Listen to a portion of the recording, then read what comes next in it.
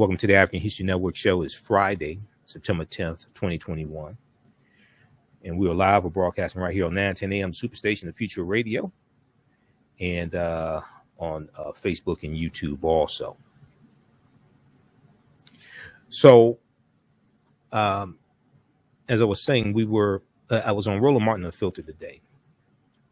And I had heard some about this story. TheGrio.com had an article about this. And then also Yahoo News picked up this story as well. And some people remember when Megyn Kelly went over to MSNBC. But a lot of people remember Megyn Kelly on Fox News, the Fox News Network. Some people remember her comments about Santa Claus and Santa Claus is white and different things like that, right? Well, she made comments about the Black National Anthem that's being performed at NFL games during this season. And we know the NFL is trying to show more support for the Black Lives Matter movement, especially in the wake of the killing of George Floyd, May 25th, 2020. And the league is continuing the social justice, various social justice initiatives. And the NFL previously announced that players are being allowed to kneel to protest racism and can wear the names of police brutality victims and social justice slogans on the back of their helmets. And also over the summer, the NFL announced it will play the Black National Anthem, Lift Every Voice and Sing, before each game in the 2021 season. Well, Megyn Kelly didn't like that. She has some comments. We'll play a little excerpt of that, what she said. Then I'm going to go through and give Megyn Kelly a history lesson. So like I said, we talked about this on Roland Martin Unfiltered today, but we had such a jam-packed show. Roland did not have a chance to go to his panel on this. Okay, I was on the panel. So he deconstructed it, or whatever he wanted to do. And I'm going to share with you what I would have said on his show today. And I have more time because this is my show. And we know that Lift Every Voice and Sing was written by James Weldon Johnson in 1899, one of my frat brothers of Phi Beta Sigma Fraternity Incorporated. So I'm going to give Megyn a history lesson that she did not get in school. And is obvious from these idiotic comments she made. She does not understand history. Then also, we know that this has been a tough year for Sha'Carri Richardson. Okay, track and field athlete Sha'Carri Richardson. People magazine has an article about Sha'Carri. Some other outlets picked this up also. Sha'Carri Richardson says she's learned so much this year after Team USA suspension. Sha'Carri Richardson says she has learned so much this year after Team USA suspension. So we'll talk about that and what she's learned this year as well. We know her mother passed away right before the Olympics, and right before the Olympic, her tryout for the Olympics. And we know that she qualified for the Olympics, but then was disqualified because she tested positive for marijuana and it violated the anti-doping policy of the Olympics. And we talked about that here on this show. Okay. We have session 1 of my online course, Ancient Kemet, the Moors, and session 1 of from the Civil Rights Movement, from the Civil War to the Civil Rights Movement and Black Power, 1865 to 1968. We have session 1 starting up on Saturday, September 11th. And that's going to be 12 noon to 2 p.m. Eastern Standard Time. Visit our website, AfricanHistoryNetwork.com. You can register for that 10-week online course. And we'll talk some about the content of that course on today's show as well. All right, we do the class live. All the sessions are recorded. You can go back and watch it anytime. And we have it it's regularly $130. We have it discounted to $70 until September 11th. So visit AfricanHistoryNetwork.com. Now, on the African History Network show, we focus on educating, empowering, and inspiring people of African descent throughout the diaspora and around the world. Because right now, it's corrects wrong behavior. What you do for yourself, what you do to yourself, and what you allow other people to do to you and get away with is based upon what you think about yourself. What you think about yourself is based upon what you have been taught about yourself. What you've been taught about yourself is based upon everything you've read, heard, and seen about yourself. So when you control the radius of a man or woman's thoughts, you can control the circumference of his or her actions, because the mind can't do or teach what it doesn't know. Now, we deal with a number of different topics here on the African History Network show. We deal with current events in history, politics, education, economic empowerment, entrepreneurship, relationships, love, sex, health issues, and much, much more. Sign up for our email newsletter. Text the word Kemet, K-E-M-E-T, to 22828. To sign up for our email newsletter, text the word Kemet, K-E-M-E-T, to 22828. To sign up for our email newsletter, also visit our website, AfricanHistoryNetwork.com. AfricanHistoryNetwork.com, and sign up for our email newsletter there as well. Okay, I'm going to jump right into this topic here, and I'll also let you know where I will be speaking on Saturday, September 18th, and also Saturday, I think it's Saturday, September 26th, for the screening of the documentary Happy. All right, so Megyn Kelly used to be on Fox News. Then they moved her over to MSNBC because they wanted to capitalize on, Trump became president by way of the Electoral College. And MSNBC wanted to tap into some of those conservative, tap into some of the conservative market that Fox News has. So they brought Megyn Kelly over to MSNBC.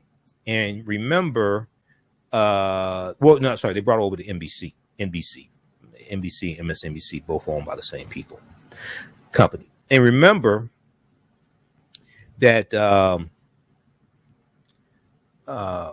it caused a big stir when it happened. And she didn't last long on NBC. Okay, she had a daytime show on NBC. Well, she has a podcast now,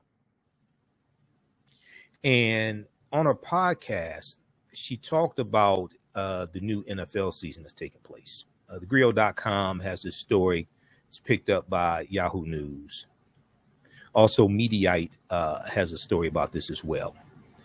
Megyn Kelly slams Black National Anthem in rant against NFL. Megyn Kelly slams Black National Anthem in rant against NFL. And then also, if we look at the story here from Mediaite, the name of that story. Let me pull this up here. Megyn Kelly rips NFL for shoving race-based, these are her words, race quote unquote, race-based messaging on fans. She said average Americans don't want the Black National Anthem. She was saying they don't want the Black National Anthem. She doesn't think average fans want the Black National Anthem sung before the White National Anthem. Oh, I'm sorry, the Star Spangled Banner. I call it the White National Anthem because it was written by a white supremacist, Francis Scott Key. All right, so we're going to give Megyn Kelly the history lesson she never got in school. So let's look at what Megyn said. And Megyn Kelly reminds me of a white Candace Owens. I'm sorry, she just does. Just listening to her, she reminds me of a white Candace Owens. Well, if we look at this piece here from Yahoo and the Griot.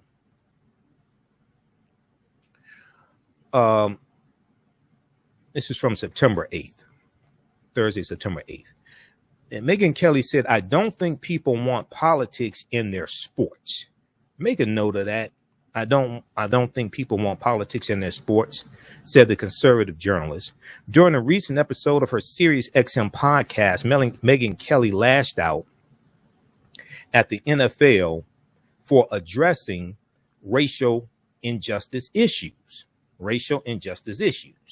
Now, she didn't say, because I listened to the excerpt of a little podcast, and say that the NFL is about 70% at least African American.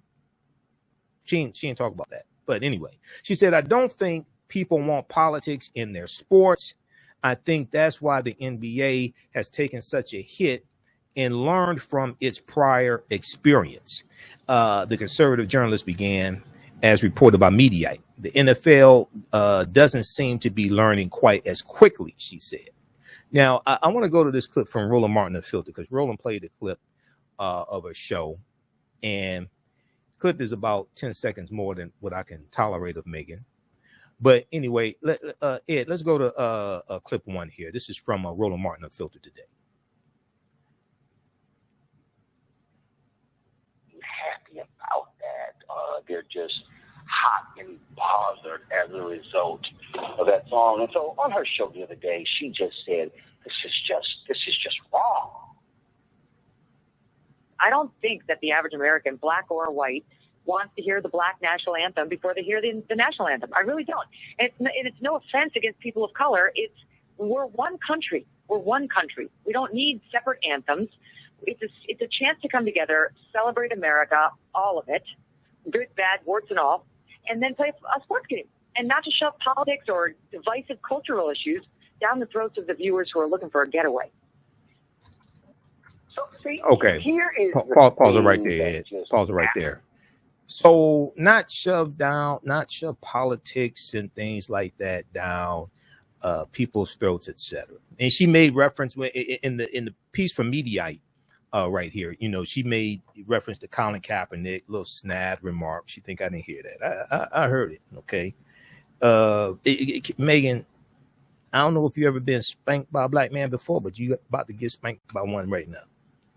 So let's look at this. I know we're coming up on the break, and I'm gonna keep talking during the break on my network. But let's look at this. First of all, Megyn, who wrote the white national anthem? See, you can say we're all one country, all this stuff, but let's have a little history lesson here. Who wrote the white national anthem, Megyn?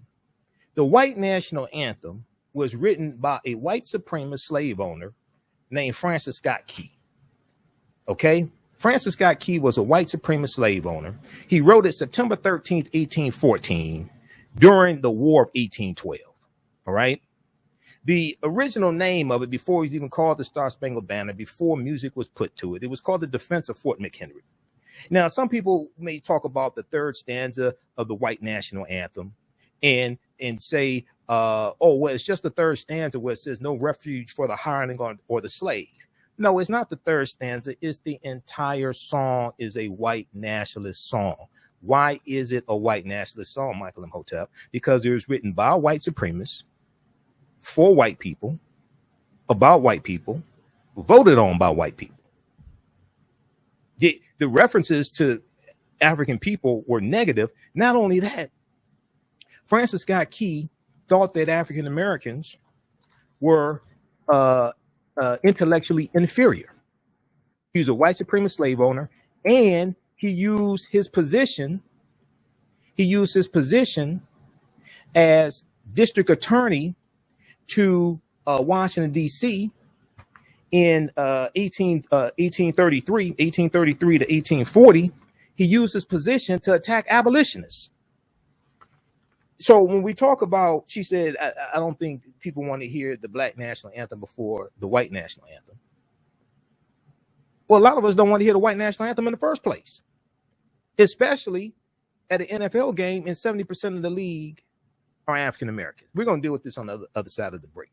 You listen to the African History Network show right here on 910 AM Superstation and Future Radio. I'm your host, Brother Michael Imhotep. We'll be back in a few minutes. Black on Purpose Television Network.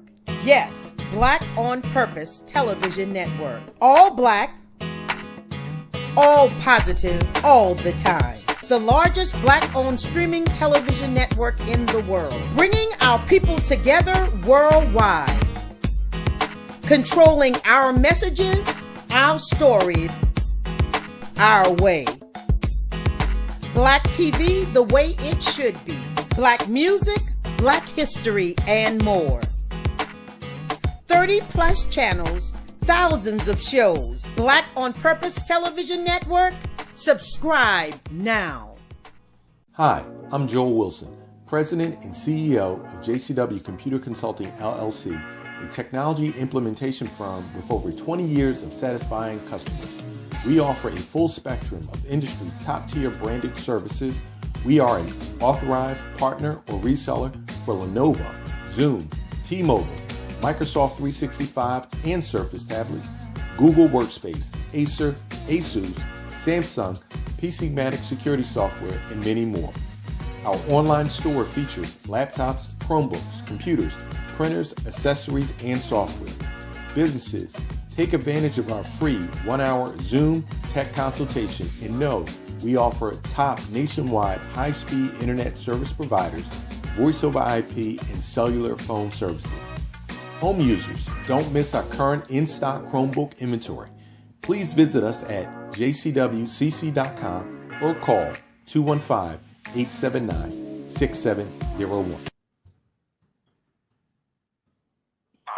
It was laws and policies that put us in this predicament. It's going to be laws and policies that take us out. So when you control the radius of a man or woman's thoughts, you control the compass of his or her actions because the mind can't do or teach what it doesn't know. We have it all on 910 AM Superstation. 910, the Superstation, Detroit's only African-American talk radio.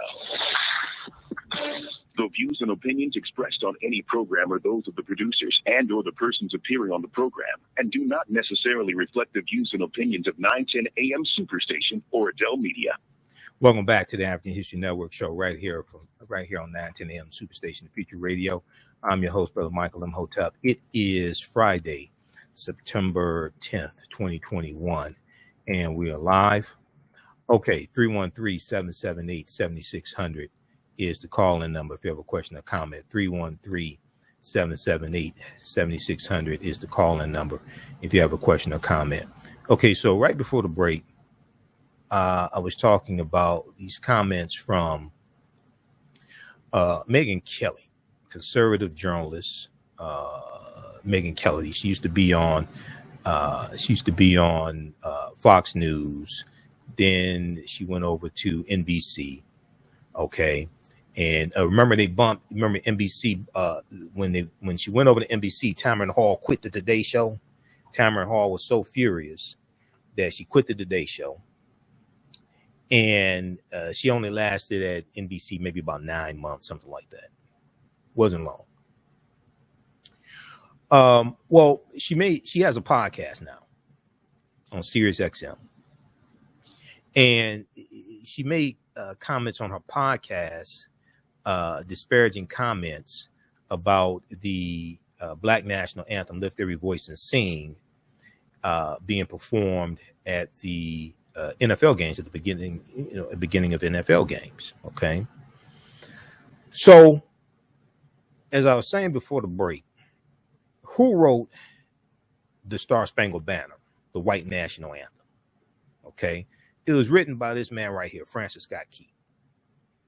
Now, when you look at her comments, she talks about the average person not wanting to hear the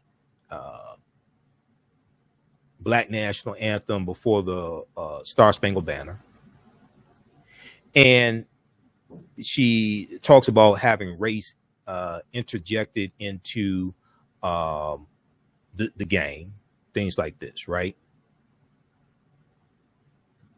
So I want to look at some more comments, then we're going to continue with this history lesson here. I want you to see what she said. So she went on to say, okay, so first of all, after the NFL publicly showed support for the Black Lives Matter movement in the wake of the murder of George Floyd, May 25th, 2020, the NFL is continuing the social justice initiatives implemented last season. The NFL previously announced that players are being allowed to kneel to protest racism. Now, they're kneeling, it's silent. They're kneeling to protest racism. And they can wear the names of police brutality victims and social justice slogans on the back of their helmets. They will also, the six slogans that they can choose from are End Racism, Stop Hate, It Takes All of Us, Black Lives Matter, inspire change, and say their stories. Okay. So Megyn was complaining about this, about the 6 slogans, and saying that is, you know, it's she said all of these for the most part are race based. Okay. Well, they're protesting against racism. Racism is race based. Racism is a system of advantage and privilege distributed based upon race, which comes out of an ideology of European white supremacy. They're taking a knee, which is a silent, nonviolent protest. Okay, they're going to have slogans like "End Racism," which we should all be for, but a lot of people don't know what racism is. "Stop Hate," "It Takes All of Us," "Black Lives Matter," "Inspire Change," and say their stories. Now, over the summer, the NFL, it will play the Black National Anthem, "Lift Every Voice and Sing," before each game in the 2021 season as part of a $250 million investment towards social justice.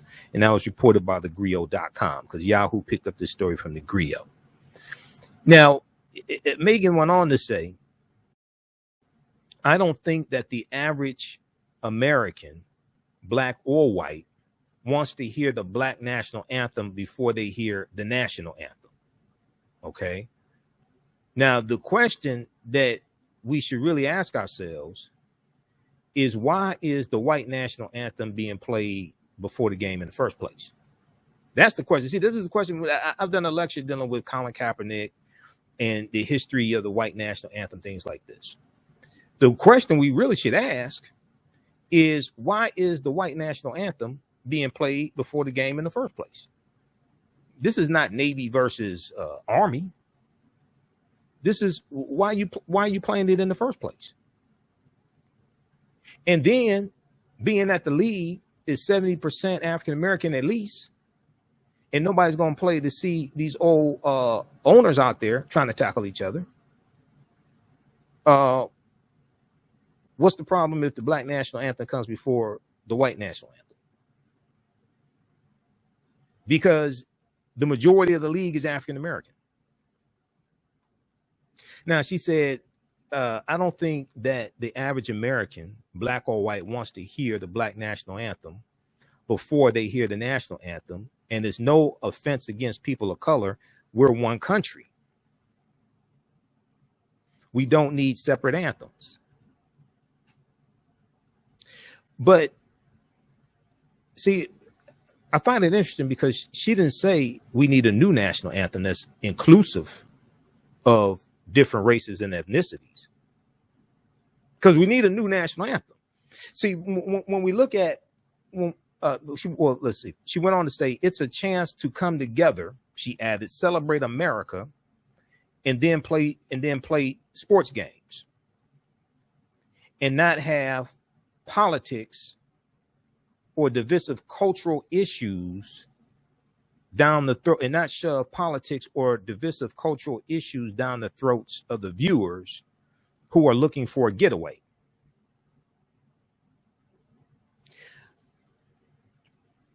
So NFL players silently taking the knee before the game when they're playing the national anthem, that's divisive?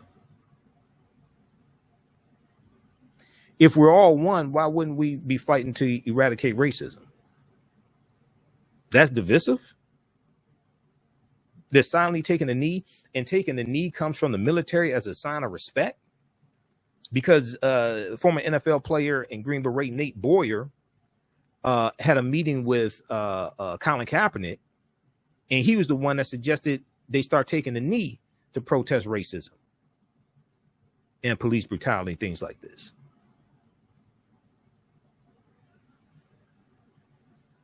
Now, "Lift Every Voice and Sing" was written by civil rights activist James Weldon Johnson, one of my frat brothers of Phi Beta Sigma Fraternity Incorporated, and the music was composed by his brother Rosamond Johnson. They say 1900, is actually 1899 that he wrote it. Per the NAACP, the song became a rallying cry for African Americans during the civil rights movement, of the 1950s and 60s. And James Weldon Johnson was a member of the NAACP. And this song became known as the Black National Anthem in the early 1900s. Now, although it did not happen until the Super Bowl, the NFL considered implementing the song, the Black National Anthem, early as week 1 during the 2020 season, as early as week 1 during the 2020 season. Okay. Then Jacksonville Jaguars player Chris Conley, now with the Houston Texans, shared his feelings about it when news first broke last June. Okay, June 2021. Chris Conley said the league taking the opportunity to play Lift Every Voice and Sing is sweet. It's a great way to honor those who started this movement years ago. Now, for those who aren't familiar with it, this song seeks to remind us of our past as a country and to strive to be better, Chris Conley continued. It speaks to all of us, not just Black people, even though it became a rallying cry for African Americans in the Jim Crow era. It is a beautiful message birthed from pain. And when you study the origins of the song, okay, and James Weldon Johnson talked about this. He said when he sat down to write it, it was like the ancestors were speaking to him, and like the pain and the feelings, the emotions of the ancestors were basically coming out on paper. So if we look at this piece here from Mediaite, they also go on to say, I'm going to find it here.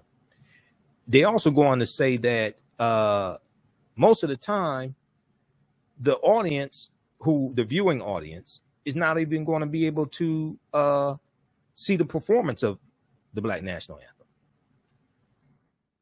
So you have to ask the question, well, what's the problem? What's the real problem here? And I don't know how many people listen to her show. I know she has a big following. Millions of people, conservative people follow, watch Fox News and things like this. But when you read this, it says that most of the time it's going to be played, and oftentimes the national anthem is played before they really start broadcasting it on TV, so a lot of people don't see it. NFL TV partners typically only air the national anthem ahead of special events such as the Super Bowl or the season's kickoff game. At-home viewers are unlikely to see either national anthem performed during most regular season weeks of the NFL, meaning the league's decision bears almost no impact on the product being delivered to audiences. So you have to ask yourself, well, what's really behind all this? What is she upset about? And when she talks about divisive issues shoved in our face, the real, what's really sad is that NFL players have to protest against racism and police brutality. Because I find it interesting how people who take offense to NFL players or NBA players protesting against police brutality and racism, notice the people who do the criticizing don't talk about solving racism and police brutality. They just don't like people talking about it and reminding them about it. Usually they don't want to do anything to solve the problem.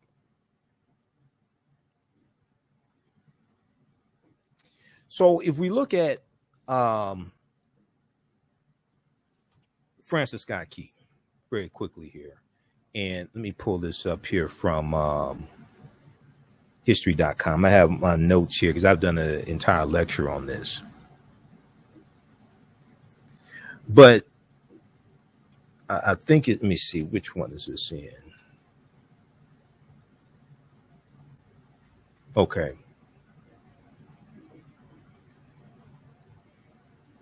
Well, let's do it like this. Let me go back and pull up this picture of Francis Scott Key.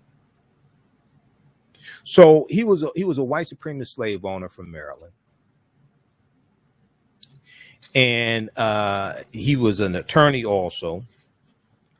He thought that African people were mentally inferior, and he used his position as U.S. District Attorney to Washington, D.C. from 1833 to 1840 to defend slavery. He attacked the abolitionist movement in several high-profile cases. He attacked the abolitionist movement in several high-profile cases. But there was one instance where he tried to have a white abolitionist named Reuben Crandall. He tried to have Reuben Crandall hung, executed. And Reuben Crandall, it was because Reuben Crandall was caught with abolitionist literature. And he tried to have Reuben Crandall executed. There's an article from SmithsonianMag.com called "Where's the Debate on Francis Scott Key's Slaveholding Legacy?" Where's the debate on Francis Scott Key's slaveholding legacy? Okay, we're going to pull this up. Because when you research this guy, you have to ask the question, well, because I asked the question, why are they playing the white national anthem before NFL or Major League Baseball, any of these games, to be honest with you? Because you don't want to interject politics. What do you think the song is, if you understand the history of it? He wrote the song September 13th, 1814. He wrote the lyrics. It started out as a poem. September 13th, 1814, during the War of 1812, which is against Great Britain. If we look at this article here quickly from Smithsonian Mag,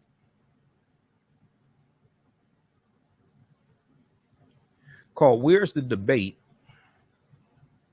Let me pull this up here. Where's the debate on Francis Scott Key's slaveholding legacy?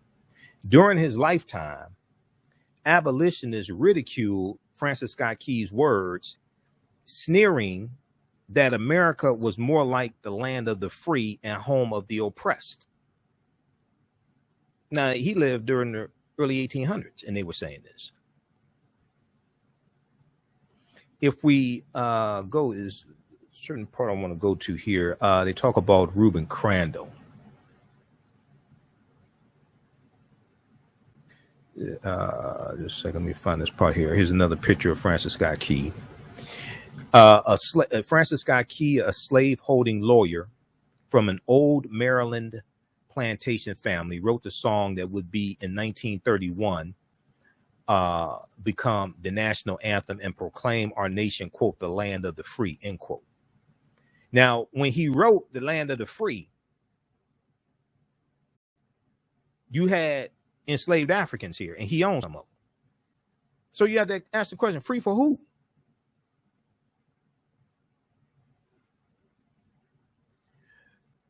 I want to get to the part here where they talk about Reuben Crandall. Okay. Now, Francis Scott Key used his office as district attorney for the city of Washington from 1833 to 1840 to defend slavery, attacking the abolitionist movement in several high-profile cases. In the mid-1830s, the abolitionist movement was gaining momentum, and with it came increased violence, particularly from pro-slavery. Let's go back to this here. Particularly from pro-slavery mobs attacking free African Americans and white abolitionists, and other methods to silence the growing cries for abolition. Now, in the House of Representatives and United States Senate, in the House of Representatives and United States Senate, inundated with petitions from abolitionists calling for the ending or restriction of slavery, pro-slavery congressmen looked for a way to suppress the voices of abolitionists. In 1836, in the House of Representatives, they passed a series of gag rules to table all anti-slavery petitions and prevent them from being read or discussed, raising the ire of people like John Quincy Adams. Now, John Quincy Adams was the 6th president of the United States, and John Quincy Adams went on to defend the African slaves, those Africans on the Amistad slave ship. So that you saw portrayed in the movie from around 1997, Amistad. Okay, Joseph Q. John Quincy Adams was their defense attorney in court. So raising the ire of people like John Quincy Adams, who saw restricting debate and assault on a basic First Amendment right of citizens to protest and petition. In the same year, shortly after a race rioting in D.C., when an angry white mob set upon a well-known free black restaurant owner, Francis Scott Key likewise sought to crack down on the free speech of abolitionists he believes were riling things up in the city. Francis Scott Key prosecuted a New York doctor living in Georgetown for possessing abolitionist pamphlets. This is Reuben Crandall. He prosecuted a New York doctor who was an abolitionist for having abolitionist pamphlets. In the resulting case, U.S. versus Reuben Crandall, Crandall.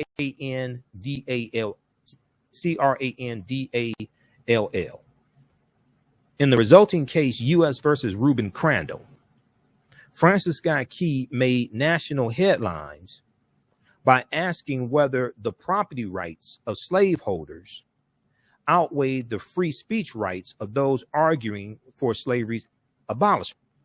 Francis Scott Key hoped to silence abolitionists who he charged wished to, quote, associate and amalgamate with the Negro, end quote. This is the guy that wrote the White National Anthem. This is why I'm asking, why are you playing this at the beginning of games in the first place? I don't even understand this, unless you want to reinforce white supremacy, which makes perfect sense. Francis Scott Key, who wrote the poem that was originally called Defense of Fort McHenry, because it was Fort McHenry in Baltimore that was being attacked by the British. He hoped to silence abolitionists who were fighting to free enslaved Africans, because you said it's the land of the free and the home of the brave. Free for who? He charged that abolitionists wished to, quote, associate, amalgamate with the Negro, end quote. Megyn Kelly says there's one country. Yeah, but who's in control of the country? Who's dominating? See, Megyn Kelly acts like white supremacy don't exist. Though Reuben Crandall's offense was nothing more than possessing abolitionist literature, Francis Scott Key felt that abolitionist free speech rights were so dangerous that he sought unsuccessfully to have Reuben Crandall hanged. He tried to have this white abolitionist who was working to free enslaved Africans. He tried to have him hung, executed. And you wonder why I don't sing the White National Anthem? Now, what I find interesting is that when you have people who get upset with NFL players who take a knee during the White National Anthem, and they say they should stand, things like that, I bet you they don't even stand when they're watching the game at home. And if it comes on and they play it, I bet you they don't stand up in their living room, get up off their sofa or out their lazy boy and stand up. When they're at sports bars, usually they don't get up and stand up when it's being played. So you just want the employees to stand up for it. That's what it sounds like. You just want the employees to stand up for it. Read this article here from, I've got a ton of them. This is just a short version. I've done an entire lecture on Francis Scott Key in the White National Anthem. Where's the debate on Francis Scott Key's slaveholding legacy? This is from Smithsonian Mag, Smithsonian Institute, SmithsonianMag.com, July 1st, 2016. Okay. So now Megyn said that we don't want divisive things. How does she put it? We don't want divisive issues in the game, things like this, right? Don't want politics in the game, etc. But you don't say that when they have like Veterans Day, appreciate the veterans, or when they have military displays. You don't say that then. When they have military displays at the game. Did you know that the Department of Defense paid sports teams millions of dollars to have patriotic displays? Did y'all know about this? I talked about it before. There was an article from the Washington Post that deals with this. And they paid sports teams, sports teams got a total of millions of dollars over the course of time to do this. And let me find it. I'm going to pull this up here from the Washington Post. Okay. Because I find it interesting that people that take offense to things like this, they don't talk about patriotic displays. They never mention that. Okay. Okay. This one right here. At least 50 teams were paid by the Department of Defense for patriotic displays. This is from the Washington Post. How many people knew about this? Now, this article came out November 4th, 2015. And I thought about this when it came out. This is in my lectures that I do on this. It paid NFL teams, soccer teams, NASCAR, of course, NASCAR. At least 50 teams were paid by Department of Defense for patriotic displays. So when you have people who come out and want to attack the NFL, want to attack NFL players, I find it interesting. They never talk about this right here. This is from the Washington Post. Report. At least 50 teams were paid by Department of Defense for patriotic displays. November 4th, 2015 by Cindy Bourne. Now, this was exposed in a report, a 145-page report that was released by Senators John McCain when he was alive. Senator John McCain and Senator Jeff Flake, both of Arizona at the time. And this report is a government oversight report that offers new details about how the Department of Defense paid professional sports teams and leagues for patriotic displays honoring American soldiers. Well, everybody don't agree with the wars that America is involved in. Is that divisive, Megyn Kelly? Why don't you mention stuff like this? The report expands one that became public last May and resulted in changes to the National Defense Authorization Act, NDAA, for 2016, prohibiting the expenditures and calling on leagues and teams to donate the money to organizations that support the military veterans and their families. Okay. Now, Senator Jeff Flake wrote, what we take issue with is the average fan thinking teams are doing this on behalf of the military. Now, see, Megyn wants to talk about the average fan. This is Senator Jeff Flake at the time and Senator John McCain, both white men, Senator Jeff Flake said, what we take issue with is the average fan thinking teams are doing this on behalf of the military. No, they were paid for it. NASCAR was the biggest recipient, getting $1,560,000 for fiscal year 2015, Megyn Kelly. Included were personal appearances by Eric Almirola and Richard Petty, as well as 20 Richard Petty driving experience ride-alongs. Okay. The expenditures, according to the Department of Defense, were, quote, integral to its recruiting efforts. Okay. So this is talking about recruiting for the military. Isn't that political? Recruiting for the military. A NASCAR official who requested anonymity told the Washington Post in an email, quote, NASCAR has a long-standing history of honoring America's military.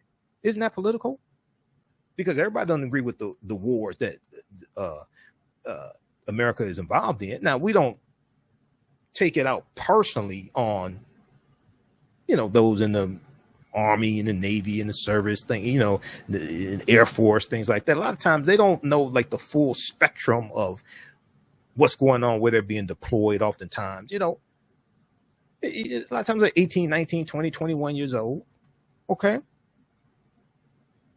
Each year, we recognize active duty service members and veterans at races around the country. Is that political? NASCAR has not been paid by the military and would never accept military funds to recognize those who have served. But NASCAR was paid $1.5 million. The report from the Senate, the government oversight report showed this. They got money from the Department of Defense. Now, the 145-page report cites contributions to 18 NFL teams, 10 Major League Baseball teams, 8 NBA teams, 6 National Hockey League teams, 8 soccer teams, as well as NASCAR, Iron Dog, and Indiana University, Purdue University.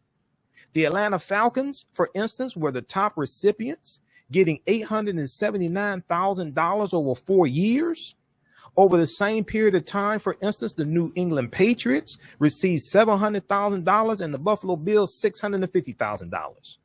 The report includes a memo from the NFL to its teams, giving guidance on quote unquote paid patriotism, because the name of the study was called Tackling Paid Patriotism, a Joint Oversight Report. And this report was focused on cracking down on paid patriotism. Commissioner Roger Goodell, with a letter to the committee dated November 2nd, writing that the league will conduct an audit of all its contracts with military branches and National Guard units. Politics, paid patriotism, all this stuff. So I find it interesting. They want to attack the NFL. They want to attack NFL players who are mostly African American, who are standing up to fight against racism and police brutality.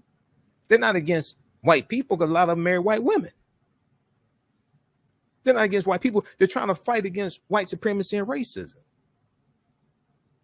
So when you have people like Megyn Kelly who want to attack that and attack the NFL, trying to address it also, because see, let's keep it real. Nobody complains when the NFL has campaigns to raise money for breast cancer, and you got the players wearing pink and things like this. Nobody complains about that. They don't say that's divisive. Okay, it's only when it's issues pertaining to African Americans now it's a problem. Now, those watching on our Facebook fan page, the African History Network, and our YouTube channel, Michael Imhotep, we got a problem because we're out of time here on 910 AM Superstation, but I have my own network, so we're going to keep broadcasting there, keep watching. We'll be back Sunday night. Visit our website, AfricanHistoryNetwork.com, AfricanHistoryNetwork.com. Register for my 10-week online course, From the Civil War to the Civil Rights Movement and Black Power, 1865 to 1968. Starts up Saturday, September 11th, 12 noon to 2 p.m. Eastern Standard Time. Right now, it's corrects wrong behavior. It's not over till we win. Wakanda forever. We'll talk to you Sunday. Peace. All right, stand by. Okay, how's everybody doing? Okay, let's keep going. I'm on it because this is my network right here, the African History Network. So we're going to go for a few more minutes because I did Roland Martin show for 2 hours a day. I have to teach 2 classes Saturday, and I'm already tired. Okay, who still needs to register for the new 10-week online course we have starting up on Saturday, September 11th, 2021, 12 noon to 2 p.m. Eastern Standard Time, from the Civil War to the Civil Rights Movement and Black Power, 1865 to 1968. This is 12 noon to 2 p.m. Eastern Standard Time.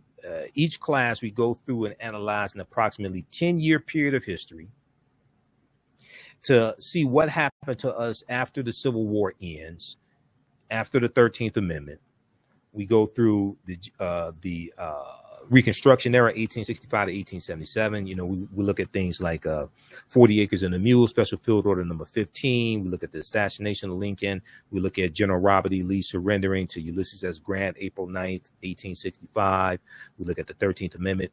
We go through and look and see what happened to us after slavery ends. The presidential election of 1876, Compromise of 1877, which ends Reconstruction. We go through the Jim Crow era, World War I, World War II, Civil Rights Movement, and Black Power Movement. Okay. So the class is regularly $130. It's on sale for a limited time only for $70. And it's on sale for $70 until September 11th. We're going to post a link here. You can register for it now. There's bonus content that you can start watching as soon as you register, and you get 6 bonus lectures from me. One including my lecture dealing with 2.5-hour lecture I did dealing with the real history of Juneteenth. Okay, the real history of Juneteenth. So now we do the class live. I do a PowerPoint presentation. We have book references, articles, video clips. All the sessions are recorded. They're archived. You can watch them anytime, even next year. You can go back and watch the full 10 classes over and over, whatever you want to do. You can ask questions in the class. We have a live text chat. Now you can see me. I can't see you. We have a live text chat, and we can ask questions also. You can email me questions as well. All right. So we have this class starting up. And then the other class that I teach is Ancient Kemet, the Moors, and the Ma'afa, Understanding the Transatlantic Slave Trade, what they didn't teach you in school. This starts up Sunday, September 12th, 12 noon to 2 p.m. Eastern Standard Time. And this class, we deal with thousands of years of history and what leads up to the transatlantic slave trade taking place. This class is the same price. And from the Civil War to the Civil Rights Movement, this class picks up where Understanding the Transatlantic Slave Trade leaves off. Okay, because there's so much information, I couldn't get all of it into the 10-week course. So I created this second 10-week course so we could go through and really analyze this and better understand what happened to us after slavery ended and the laws and policies put in place to put us in the predicament we're in now. So we better understand where we need to go from here. Okay, so check out these articles here dealing with Megyn Kelly's idiotic comments. And she really shows she has no understanding of history when she makes comments like this also. This one here from Mediaite, Megyn Kelly rips NFL for shoving race-based messaging on fans. Average Americans don't want the Black National Anthem. She was saying what she was saying was they don't want it sung before the White National Anthem. I would have asked, why is the White National Anthem being played at sporting events in the first place? All right, very quickly here.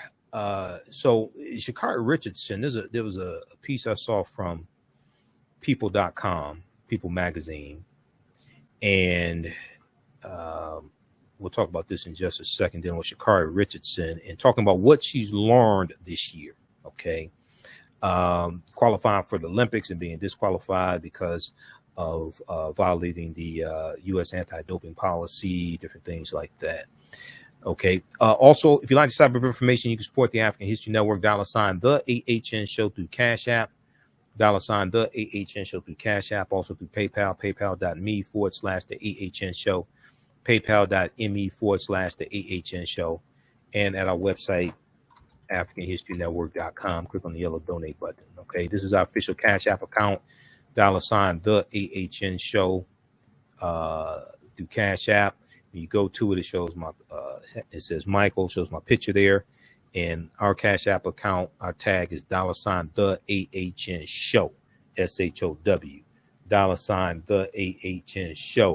SHOW. Okay.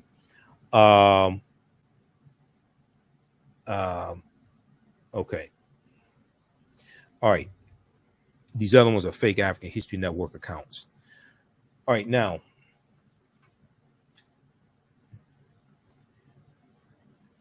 Let's look at this story here about Sha'Carri Richardson.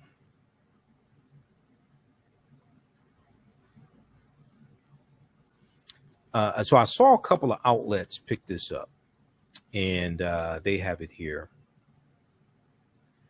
from people.com, dealing with Sha'Carri Richardson. Sha'Carri Richardson says, let's see, let's go to it. Hold on. Okay. Sha'Carri Richardson says she's learned a lot this year. She's learned so much this year after Team USA suspension. All right. And she's 21. I think she'll bounce back. This is a learning experience for her.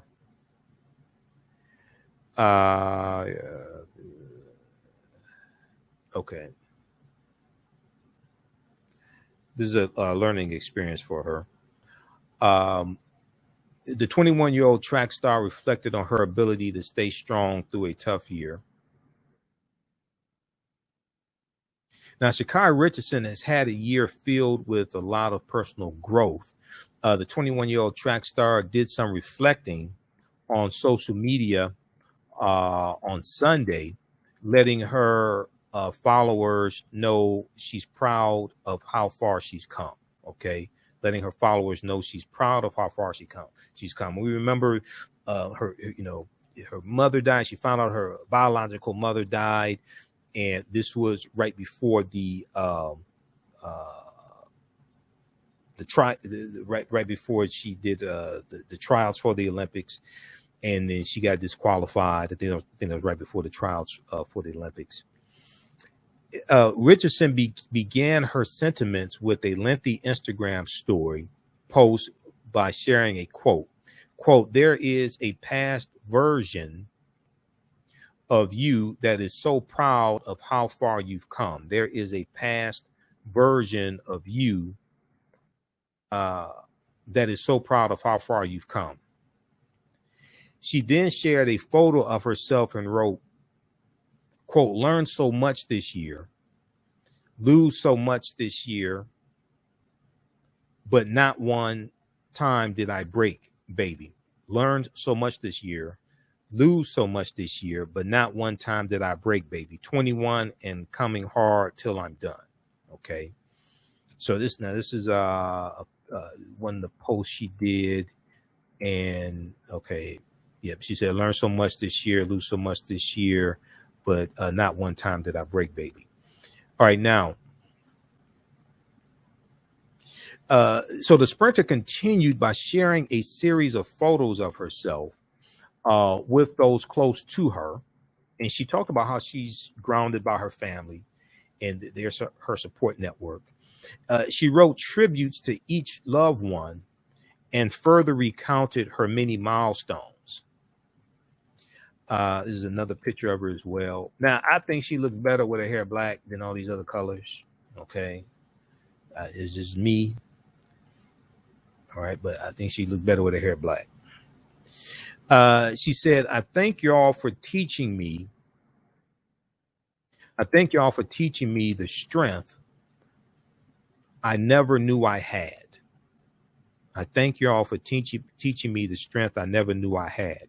I thank you for teaching me my value before I even knew it existed. I thank y'all for teaching me to live my truth, yet understand my future. I thank you for teaching me not to want for anything and to work for everything." She said alongside each photo. She said, "To my babies, I will never stop so y'all can keep going." Okay. "To my babies, I will never stop so y'all can keep going. 2022, I don't feel sorry for any of you." All right. Okay, and then now this is another one here.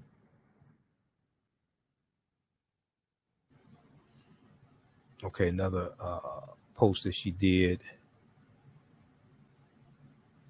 Now Sha'Carri has continued to keep a positive attitude over the past few months while in the spotlight. Okay, last month she made her first appearance on the track at the 2021 Prefontaine Classic after being suspended from Team USA over a positive marijuana test earlier this summer. All right, let me pull up a picture here. A second here. Okay.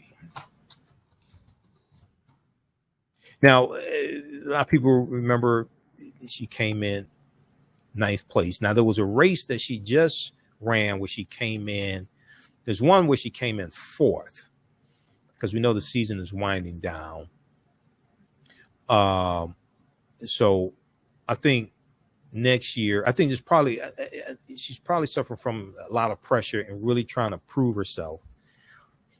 And just for people who don't follow track and field, she just comes out of nowhere. And she's in the headlines. She's trending on social media, things like this. The Today Show did the interview with her that went viral. So it's a lot of pressure on her.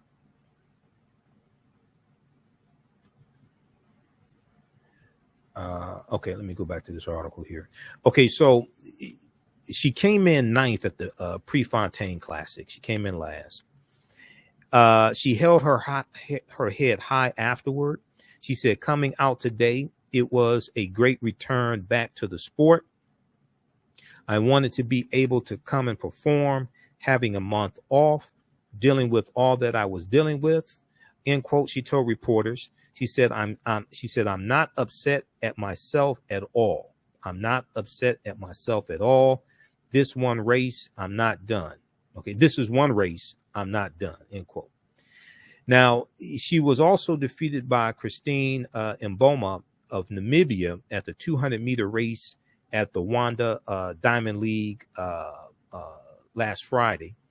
Okay, and we posted an article about that here on our Facebook fan page, the African History Network.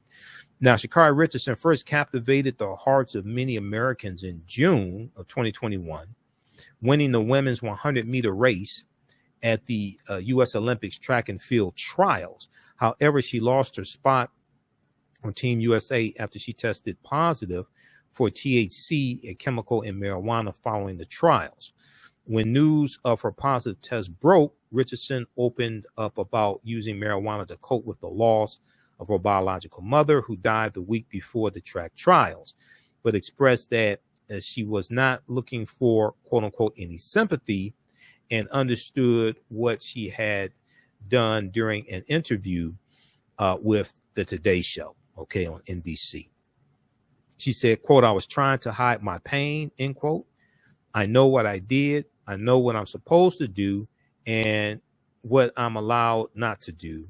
And I still made the decision, but I'm not making an excuse or looking for any empathy in my face. Okay, but I'm not making an excuse or looking for any empathy in my face, end quote.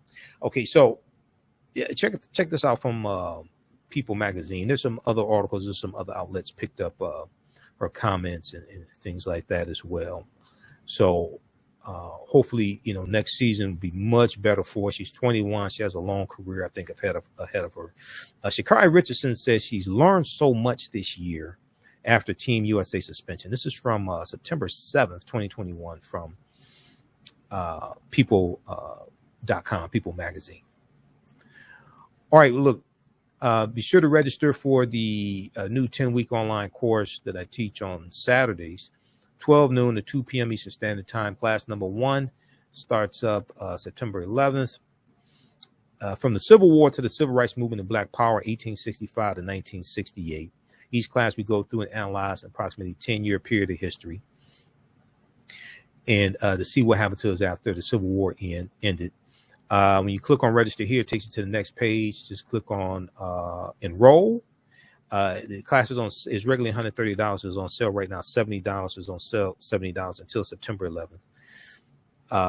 Click on enroll. As soon as you enroll, there's bonus content you start watching. There's bonus lectures from me. You can start watching. We'll see you in class on Saturday. All right. We have to get out of here. Remember the African History Network. Oh, also, well, I will be speaking. So on the 18th, Saturday, September 18th, I'm at the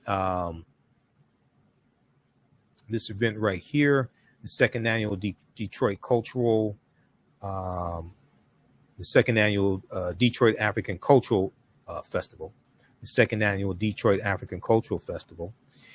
This is going to take place at Maharis Gentry Park, 12550 Avondale Street in Detroit.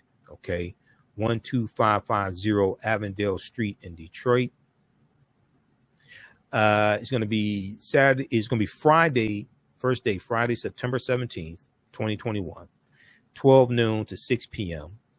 Okay, Saturday, 12 noon to 8 p.m. Both days are free. And there's going to be African drums. There's going to be African dance. It's a good family-oriented event. Master classes, kids corner, wellness corner, vendors. The African History Network will have a vendor booth there also. There'll be food trucks, live musical performances. I'll be speaking also. I'm not sure what time yet on Saturday. I'll be speaking as well. Okay. So you can visit Detroit ACF at Detroit ACF on Facebook. Detroit African on Facebook also. Detroit African Cultural Festival. They have the event Facebook event invite as well on Facebook. All right, and then we'll post this information on our website, AfricanHistoryNetwork.com. And then on September 26th, I'll be speaking at the Charles H. Wright Museum of African American History there's going to be a screening of the documentary Hapi. Okay, Hapi City Tour, Detroit, Michigan, September 26th, 3 p.m. Get your tickets at hapifilm.com, So this is a documentary with Professor James Small and people like Dr. Julian Malveaux. You have Taki Grant, the director, and Dr. Wade Nobles. It deals with economic empowerment. It ties economic empowerment for African Americans with African history. And Hapi is one of the original names for the Nile River. Okay. So this is going to be Sunday, September 26th, 3 p.m. Visit hapifilm.com to purchase tickets. And I'll be moderating the panel discussion. Okay. There's going to be a screening of the film and a panel discussion, questions and answers. I'll be moderating the panel discussion. All right. Okay. Look, okay, did you catch the news about some comedians overdosing? Yeah, I caught that also. It was the drugs were it was fentanyl in their drugs. All right, look, we have to get out of here. Remember, at the African History Network, we focus on educating, empowering, and inspiring people of African descent throughout the diaspora and around the world, because right now it's corrects wrong behavior. It's not over till we win. Wakanda forever. And we'll see you in class Saturday, and we'll be back on the air Sunday for the African History Network show on Sunday. All right, we'll talk to you next time. Peace. Gain knowledge in minutes from insightful summaries of progressive and socially conscious books. Blacklisted gives you access to curated content that'll satisfy your curiosity to learn and understand different perspectives. Empower yourself through inspirational and actionable ideas. It's easy to read or listen to on the go. Blacklisted. Empower yourself. Start your free trial today. Black on Purpose Television Network. Yes, Black on Purpose Television Network. All black, all positive, all the time. The largest black-owned streaming television network in the world. Bringing our people together worldwide. Controlling our messages, our story, our way. Black TV the way it should be. Black music, Black history, and more. 30 plus channels, thousands of shows. Black on Purpose Television Network. Subscribe now. Hi, I'm Joel Wilson, President and CEO of JCW Computer Consulting LLC, a technology implementation firm with over 20 years of satisfying customers. We offer a full spectrum of industry top-tier branded services. We are an authorized partner or reseller for Lenovo, Zoom, T-Mobile, Microsoft 365 and Surface tablets, Google Workspace, Acer, Asus, Samsung, PCmatic security software, and many more. Our online store features laptops, Chromebooks, computers, printers, accessories, and software. Businesses, take advantage of our free 1-hour Zoom tech consultation and know we offer top nationwide high-speed internet service providers, voice over IP, and cellular phone services. Home users, don't miss our current in-stock Chromebook inventory. Please visit us at jcwcc.com or call 215-879-6701. We all know the cannabis industry is headed toward an uprise in the past decade. What happens when there is a brand that brings this uprise in a blow? The cannabis industry welcomes her uprise. Hustle her hemp. Delivering excellence with pride is her watchword, and how you choose to embrace it makes it a priority.